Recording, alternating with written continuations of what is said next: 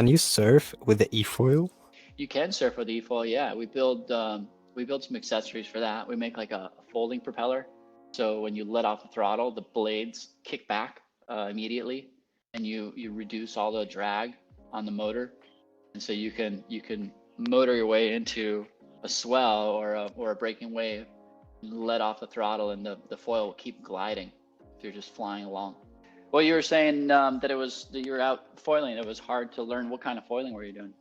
Well, I started with foiling board. I think it was SUP, like paddle surf, Okay. but we were towing it from a boat. Yeah, I mean that's a challenging way to foil it. It certainly does take practice and learning. I mean, that's how we did it. If you're really adventurous, you're going to figure it out. There's going to be a big reward behind it because it's very dynamic. If you're riding a wave and you're learning how to hydrofoil, that's hard. Or if you're flying a sail of any kind, a windsurfer or a kite, and you're learning how to hydrofoil at the same time, there's just a lot of multitasking going on, and it can be challenging, but really fun, right?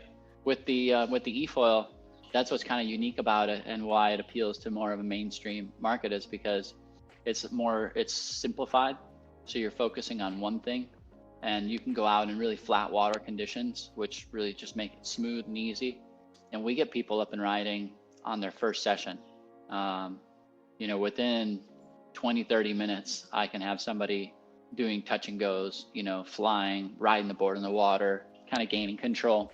And so it's a really unique way to learn how to hydrofoil and get that like sensation under your feet of flying, so that you feel comfortable, and you can really transition from there into the surfing sports and the wind sports if that's what your ultimate goal was. So that's fast. I mean, faster than I expected, because Oh yeah. it took me a while to get up on the being towed by a boat. Then windsurf, I'm more experienced with windsurfing, so it took me a little bit less time. Yeah. Well, because on the windsurfer, you can control your own power. When Yeah, you're behind a boat, you're not controlling your power. The driver is. yeah, And that's where, like, even on the efoil, you have power at your fingertip, so you can really you can throttle up, throttle back as you need it, and that just changes everything significantly. what's the range in the battery? Yeah, so it kind of varies on how you ride it. Because we have a variety of wing setups, and like you can go out and ride really aggressively, and you could potentially burn a battery in 40 minutes.